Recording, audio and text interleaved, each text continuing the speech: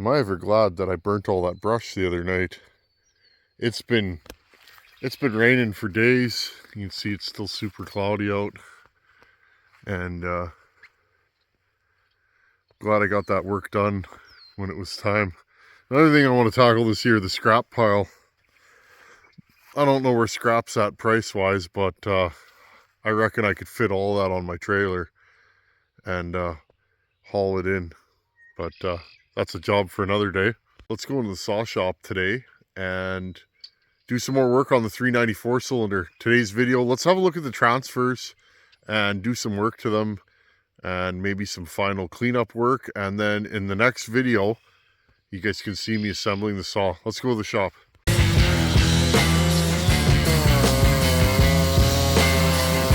She cuts, eh?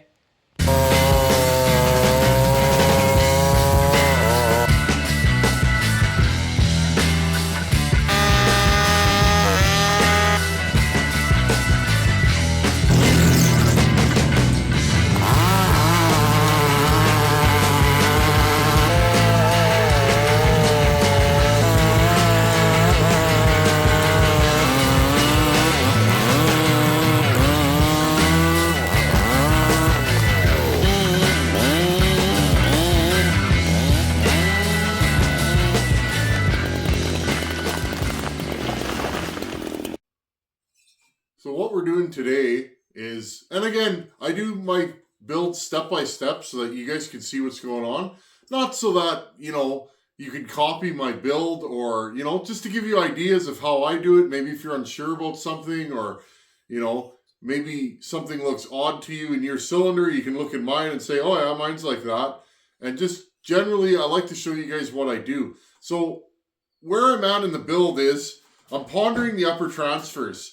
Now, again, I've said this many times, upper transfers, if you're not sure what you're doing with them, leave them. But trust me on this one, you can go in those upper transfers and get them all misaligned and do a lot more harm than good. Remember, your upper transfers, the way you pitch them can change how the saw makes power, where they aim to, whether they open, a little more at the front than the back. They also control, your upper transfers will control your intake, because the later they close, I've said this before, but I'll keep reiterating it because I think this helps a lot of people. When you're grinding, and you grind your upper transfers higher, remember, the higher the transfer is, the higher the piston has to move up before your intake starts making tons of suction on your bottom end. So if you move your upper transfer up too high, that will change how much vacuum you're pulling through your intake. So keep that in mind. Sometimes if a saw is spitting back, you can raise your upper transfers and lower that pressure going in, that suction, and you can make the saw run a little bit better. Sometimes you can make the saw lazy with too much upper transfer by moving them up because you're not pulling enough vacuum on your carburetor and just through your intake. So there's not a one size fits all. And, some people, you'll see other guys on the internet say, yeah, I moved the upper transfers up. Now, I'm sure there's a reason why they're doing that, but don't take that as it's set in stone that you always have to raise your upper transfers. Also, blowdown. Blowdown is a reference for me, but I don't always say, well, I need 25, 26 degrees of blowdown. Sometimes I want more, sometimes I want less. It's just depending on what the saw is doing. I look at the cylinder, the case volume, the displacement of the piston, how big the piston is, how long the stroke is, and I go from there. So today's video, I'm going to retime these upper transfers and mark them, and I'm going to raise them just a little bit. These upper transfers are kind of small.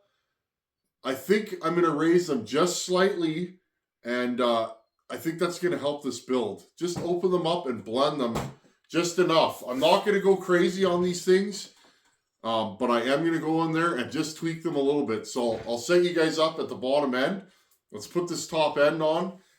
We'll retime the upper transfers, and then I'll mark a new line and just show you guys how I do it and a way, to keep yourself out of trouble. Now, if you don't have a right angle tool, I did it for years. You can go in with one of these, with a straight ball tool, and you can actually hit those upper transfers. Now, you can't get right in there, but you can pitch them up a little bit and raise them a little bit and extend their length a little bit if that's what you're going for. You can actually go in there with one of these and get the job done. So, you know, aim it in there at the beginning. Before you touch anything, go in there and just see what the upper transfer will allow you to do. And otherwise, if you just start going in there, you might get into trouble. I've seen guys, I've talked to guys that will actually use a sanding drum on a cut down mandrel. I do that sometimes. That way you're not going to chip your plating. If you're going to chip plating, a lot of times it's on the upper transfer because it's hard to go in there and keep a smooth cut. So keep that in mind. If you're not sure of your capabilities and you're not sure if you're going to chip plating or you don't have good tooling, maybe skip this part of the build. But anyways, let's, I'm going to, first things first, friends, when you're doing this, make sure you're clean. Clean that cylinder, run sandpaper around anything that you've ground on and make sure it's smooth so that you don't scratch up your piston. Okay, and make sure there's no dust, debris, particles in there, any of that stuff, and that'll keep you out of trouble. I'm going to do that off camera. Let's slip this back on, zero it, and let's mark our upper transfers and then get going. Okay, I'm going to take my piston, and again, I've cleaned my piston, I've blown it off. So I want to make sure there's no dirt or debris on there. Here it is right here. Okay, so just like I said, the cleaner you keep your build, the less chances you're going to have of causing yourself any issues. Especially when you hone, like make sure it's clean after. I'm going to slip this back in here. And again, friends, this is fun. I love doing this kind of stuff because I don't even know what this saw is going to do. I did get a video of it running, ready to blow up. But I mean, I've never run this saw. I've never built this saw. I don't know what this saw is going to do. So I'm a glutton for punishment, though, and I'm the first to admit it. Okay, I'm going to get my 2 cylinder bolts here. Let's put this top end back on. Okay, and just make sure the piston is zeroed. Now, you can do it without bolts. If you're just going for a rough measurement, okay, or just reconfirming, okay, put your timing stop on. You can use a screwdriver, whatever you want, as long as you can recreate it. Okay, move this over. Okay, we're 63 degrees in one direction. And we are 62.5 in the other. So I know I'm a little bit off zero. I'm just going to move it that, you know, 1/5 of a degree or whatever you want to call it. There we go. We're right on zero. Okay, we are zeroed. Okay, just that simple. Now I'm going to put the saw at bottom dead center. And I've showed you guys this before, so I'm not going to show you the timing wheel this time. I showed you guys that in the last video. Okay, now all I'm going to do here is take my ring.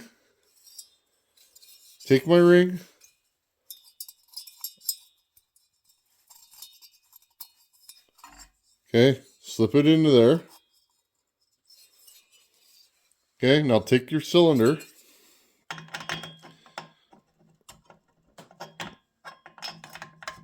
Okay, slide it back down.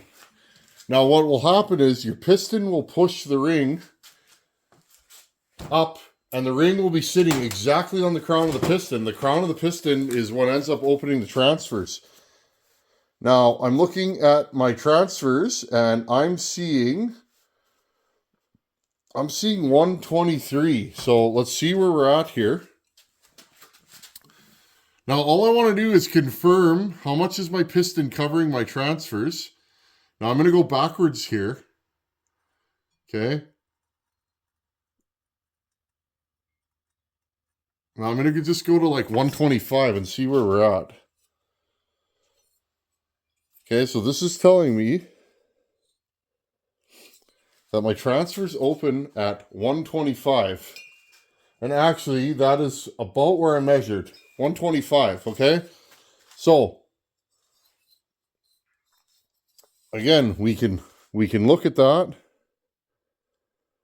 Okay, notice the transfer opens more at the front than it does at the back. Okay, make note of all this stuff. They didn't do that by accident. Okay, so what I'm going to do right here is I'm going to put the saw back at bottom dead center. This is an easy way to tell, is your piston blocking your transfers? Now, a lot of times it does. But if you really want to know, hold your saw at bottom dead center and slide it down. Okay, and then look at your transfers. Now, there you guys go. The reason why I want to open these some is,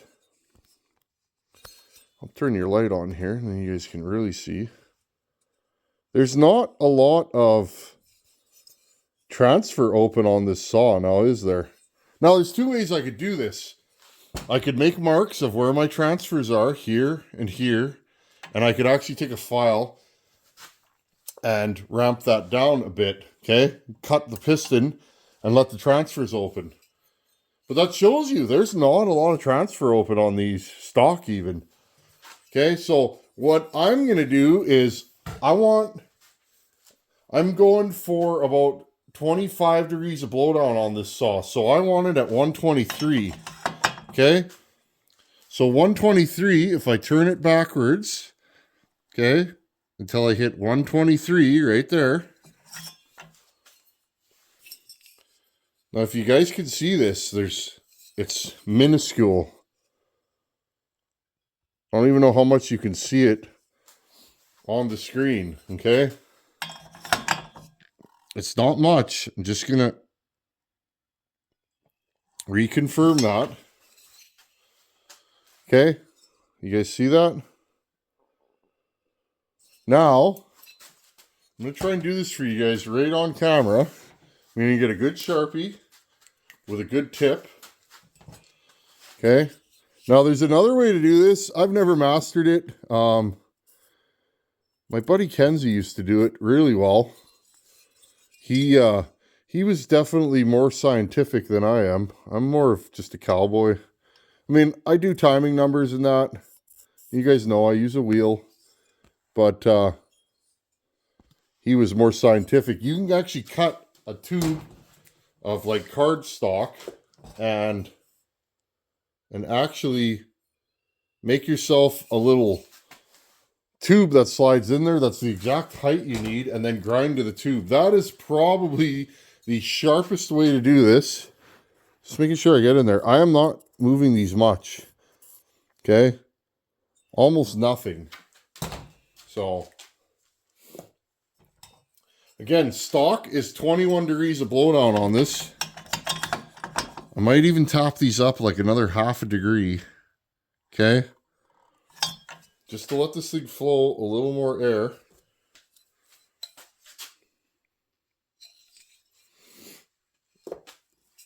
Because I'm in the mood.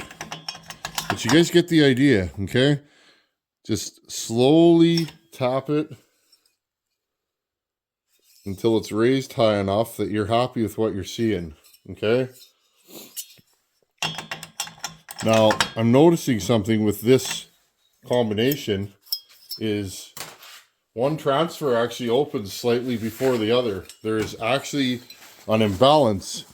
And I know this because I cut this on a lathe, this base on a lathe. I'm just wiping out those marks. And I know that this thing is square because I put a mandrel in here when I cut it. And that mandrel is perfectly square. So, and again, this is an OEM saw. It does happen. And I'm sure this saw ran like a scalded cat. This is a logging saw. And it's got tons of time. So again, one more time.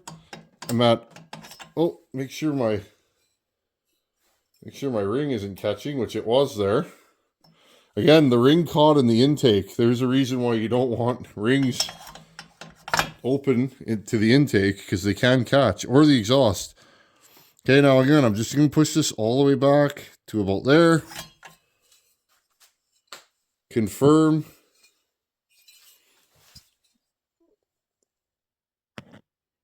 Okay, now I'm just going to go in and blend these.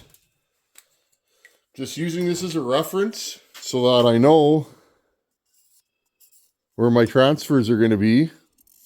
Okay, now let this dry.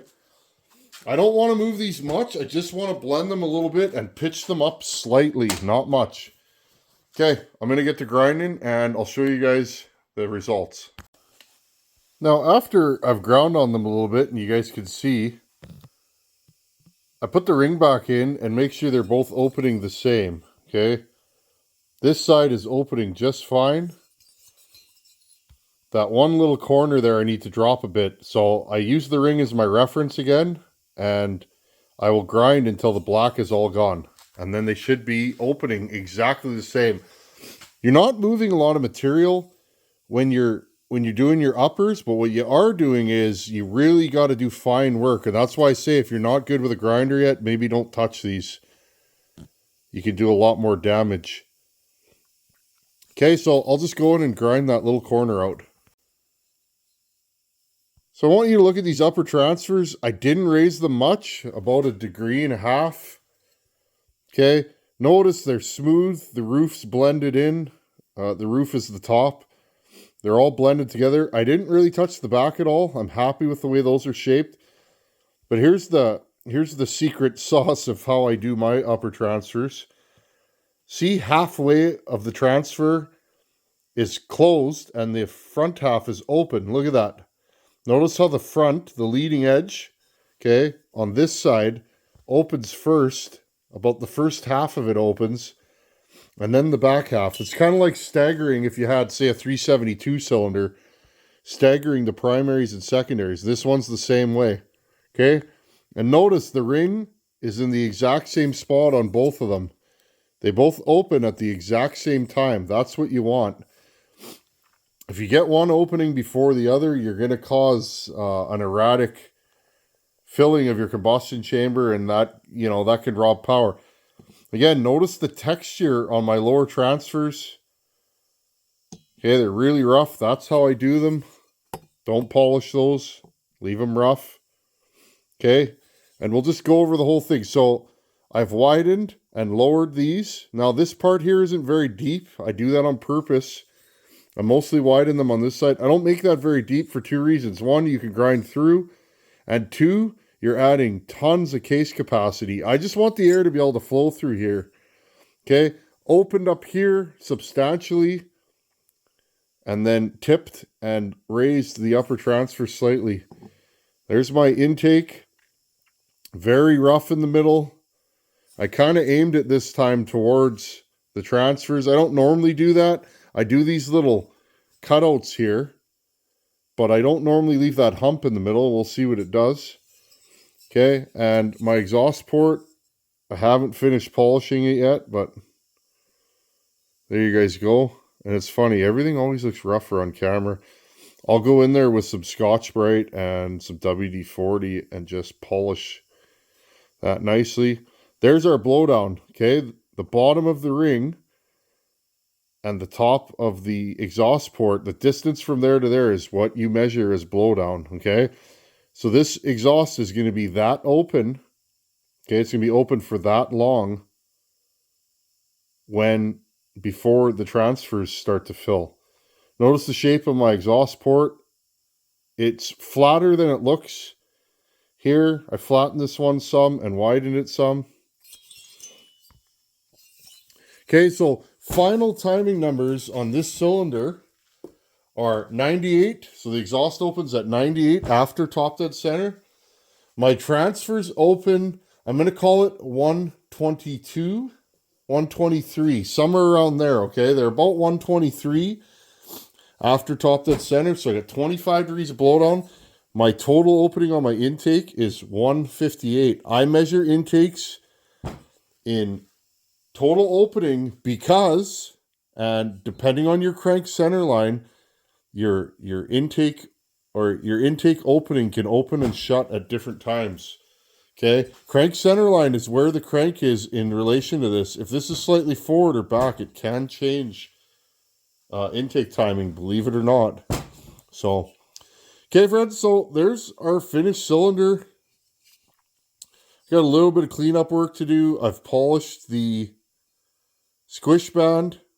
Now notice I cut that squish band, but it's not wider.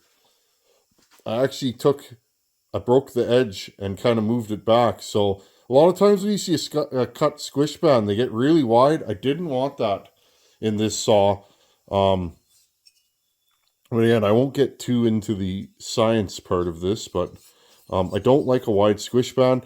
High exhaust roof. I want RPM out of this saw, and I don't want a ton of compression. So that's why I did that. I want this saw to be easy to start. Intake timing, under 160 degrees on this saw, and that's because I want it to idle. I want it to start easily, and I want it to idle without a lot of tuning. And I also want a snappy throttle for limbing and bucking, so that's why I went with that.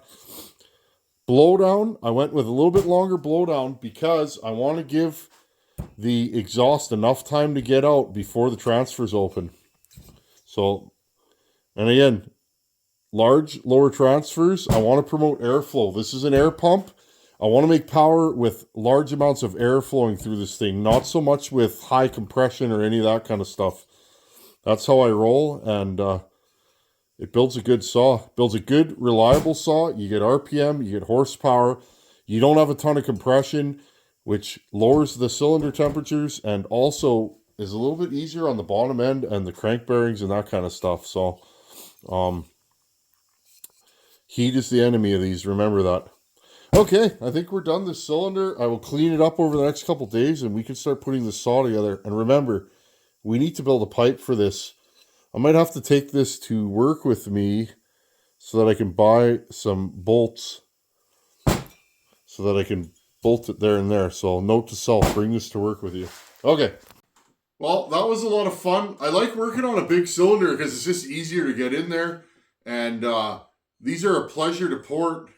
Had no problems with the plating and everything was good. Now remember, I've never run this saw. This cylinder is not in the greatest of shape. It does have some scoring and little odds and ends that they aren't the best. But other than that, I think it's a pretty good cylinder and it should last for a while. Remember, this is going to be a low use saw for me. I really don't have a use for a ported 394 because ported 70 to 77 cc saw will do everything that I need here. And in a package that's light enough that I can carry it all day. But I've always wanted to do this, so like everything else on this channel, we do this for fun. So again, if you don't have the tools to do upper transfers, leave them alone, put the saw together. I guarantee it'll run good. When you see guys like me doing all these little things online, we are literally splitting hairs, so don't forget that. You're adding minute little details to make the perfect saw, but it doesn't mean you have to do all that stuff. Anyhow, friends, next thing I'll do with this, I will go around the circumference with I don't have one here, with a fine diamond hone or a fine diamond ball. I will go around the circumference and chamfer everything. And then I'll go around it with 600 grit paper on my finger, and I run my finger around it and make sure there's no sharp spots. That'll keep my piston alive. I then will take this into the house. I will wash it with soap and water several times. Once it comes out where a piece of, probably shouldn't have done that. Once it comes out with a piece of paper towel that's shiny and clean, that means there's nothing impregnated in my cylinder walls, and we'll be good to go. I may hone this one more time, and then I'll of course clean it and dry it and make sure it's good. Then let's start assembling this saw. I think all the parts are there because it was a running saw, if I remember correctly, when I first got it. So we'll have to go through the bin of parts. We've all been there, and I'll start laying things out. Now, I've never built a 394, but I do have a complete minty one on the shelf. So if I need to figure out where any nuts or bolts go, I could definitely look at that saw and check it out. So in the next video, let's start assembling this thing, and then I'm going to mock up a pipe. Maybe I'll go to the store tomorrow and buy some pipe making gear, and then we can start rigging up a pipe and get this thing running. I have a lot of wood to noodle and buck, so I'll definitely get this thing running, heat cycle it a couple times, and we can throw it right in the wood. I have a ton of hardwood that won't split that needs to be noodled, so I'll do it with this saw. Anyhow, friends, thanks for hanging out, and I'll see you guys in a couple days. Later.